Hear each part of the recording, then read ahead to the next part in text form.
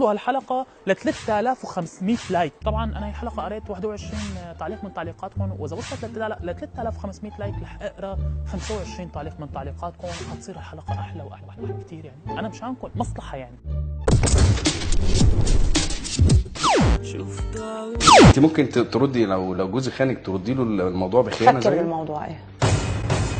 ميوش انا هون اسمي محموديشكو وعمري 20 لا 19. ليش الكذب؟ عمري 19. اذا بتحبي بساعدك مشان تنتقمي منه، موافقه؟ اكيد ايه. ايه انا ما موافق، خلص بطلت هيك. بالحلقة الماضية اللي كانت بعنوان كيف تشوف هيفاء وهبة بالمنام، يلي ما شافها يروح يشوفها بسرعة لأنه كانت كتير حلوة. خيرتكم عن مين نحكي، عن أليسا ولا عن مايا دياب؟ بس أنتوا جماعة بتحبوا الأشلطة وما الأشلطة وهالكذا، ومشان هيك اخترتوا مايا دياب. مايا دياب تبلغ من العمر 36 سنة، مغنية وممثلة وعارضة أزياء ومقدمة برامج، مثلي تماما يعني. شهرتها كانت سنة 1996 من خلال برنامج استوديو الفن، وأخذت الجائزة الذهبية. ب 2010 قررت مايا دياب تصوير فيديو كليب مع المخرج يحيى سعادة عنا بتركيا، بس المخرج مسكته الكهرباء وانشوى انه توفى بصاعقه كهربائيه. مايا دياب متزوجه من رجل الاعمال عباس ناصر، ولديها طفله تدعى جاي. قيمه مجوهرات مايا دياب تخطت مليون دولار. وفي روايه اخرى من ذلك بتقول انه مايا دياب نسيانه شيفره او كلمه سر تبع الخزنه تبعها، وما عم تنفتح الخزنه، بس هي مو سائله يعني معها مصاري كثير. عدد عمليات التجميل اللي عملتهم مايا دياب عمليه واحده بس. طبعا في كثير ناس حسوده بتقول انه مايا عامله 100 عمليه و150 عمليه، بس انا بحب اقول لمايا باعتبار انه في مصالح بيناتنا مثل ما حكيت باول الحلقه، ما تزعلي ميوش. في كثير ناس حسوده يعني لدرجه اذا شافوا الحمار عم يشنهق بيقولوا اصلا هذا صوته عمليات تجميل، نحن بنعرف نشنهق اكثر منه، ومشان هيك ما تزعلي. خلص مايا سكري الحلقه.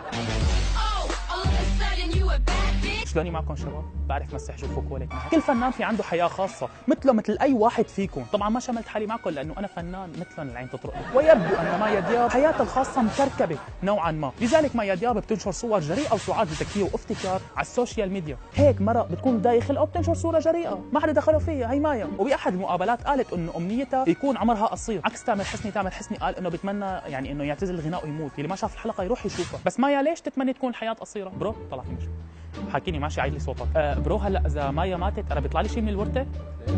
بيطلع لي؟ صديقتي مايا الحياه بشعه يعني، وكثير بشعه يعني. تعرضت الفنانه مايا دياب الى السقوط من على المسرح امام الجمهور والحاضرين. بنشوف الفيديو مع بعض.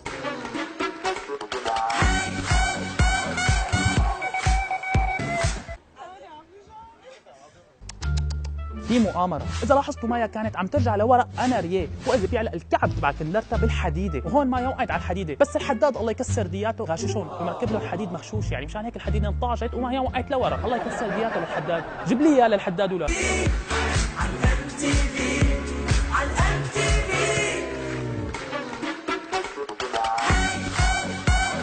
الحمد لله على سلامتك صديقتي مايا دياب، وما على قلبك شر، ولا تتاثر يعني انه وقعتي قدام الجمهور. ليك صديقتنا هيفاء وهبه كمان انكسر كعب كندرتها قدام الجمهور ووقعت. بنشوفها مع بعض. واللي بتضرب اخوها نوتي احلى شيء المصور قعد صار يدور عليها بالكاميرا ونزل لتحت، قام شافها على الارض. بحياة ربك اذا مخلوقه وقعت انت بتلحق لها عند الكاميرا. شوفوها وقعت. فكر حالك بغواصه وعم تشوف المنظر، تبعد عن الكاميرا وشوف وين هيفا صديقي. فضحتها للمخلوقه، الله يكسر ايديك يا رب. تعبتني الله ياضك. قناه مايا دياب على اليوتيوب تحتوي على 95,000 مشترك. شو 95 امتى صار 95؟ بالاضافه ل 25 مليون مشاهده. انا اضربها على مايا دياب وعندي مليون مشاهده. لهون بتكون خلصت فقرة ديشكو والمشاهير. سؤالي لكم للحلقة الجاية عن مين بتحبوا نحكي؟ بتحبوا نحكي عن حسام جنيد ولا بتحبوا نحكي عن الفنان علي الديك؟ لعنا ضربكم. اتركوا لي تحت هاشتاج باسم الشخص اللي بتحبوا نحكي عنه مشان نحكي عنه. خلينا ننطر سوا هلا لفقرة شنو هذا يا Start twerking like Miley. Oh yeah, twerking like Miley. Don't pop it like Miley. كل فنان بالحياة في عنده خطة أو طريقة مشان يفتتح فيها برنامجه أو يفتتح فيها أي شيء. بس صديقنا وسام أخذ الجائزة الذهبية بالافتتاح تبع الحلقات تبعاته. بنشوف طريقته مع بعض.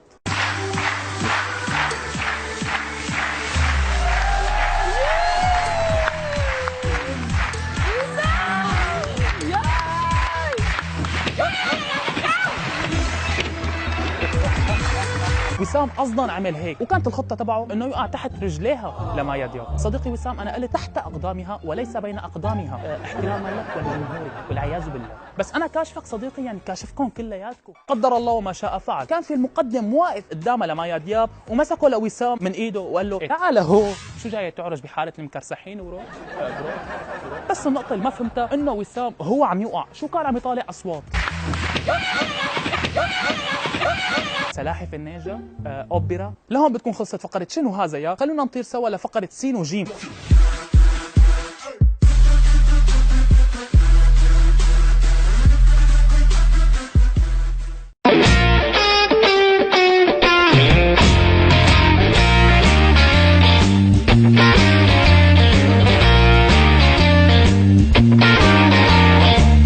كيف طالع عضلاته كذا معك موزع.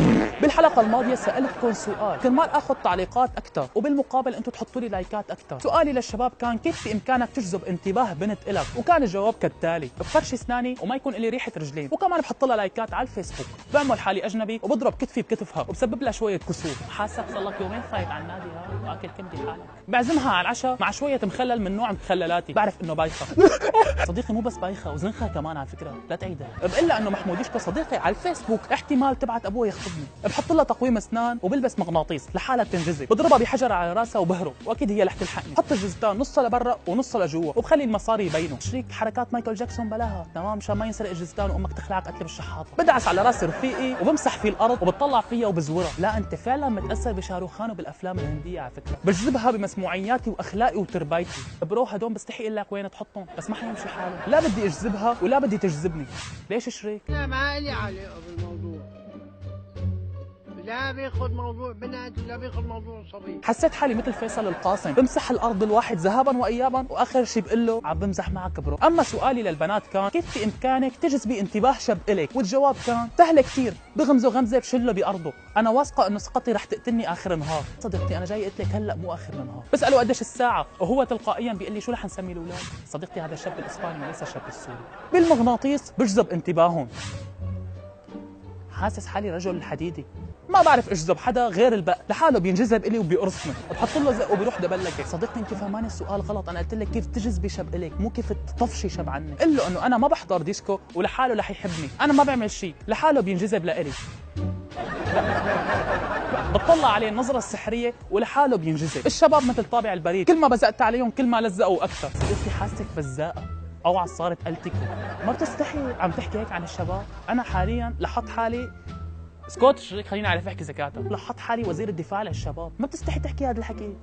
يا عيب شو ما عليكي، اخس بس اخس. لهم بتكون خلصت حلقة اليوم، شكرا كثير لكم وشكرا كثير لمتابعتكم. هلا صار بدي احكي انا وياكم كلمتين على امه لفراس. نحن قررنا انه نعمل هاشتاج للفانز عندي بالقناة، ففريق محموديشكو في عنده 3 اسماء حب ياخذ رايكم فيهم، يلي هن ديشكاوية، عائلة ديشكو، شو الثالثة؟ ديشكو بس 4 صار ديشكو بس. هدول 3 اسماء انا حاكتبهم تحت بالتعليقات، واكثر تعليق بجيب لايكات رح نستخدم هذا الاسم على طول. اما هلا شكرا كثير لكم وشكرا كثير لمتابعتكم. استنوني الاربعاء الجاي بحلقه جديده. كان معكم محمود مخللاتي من قناه محموديشكو وسلامات. Throw it up. Start twerking like Miley. Oh yeah, twerking like Miley. Don't pop it like Miley.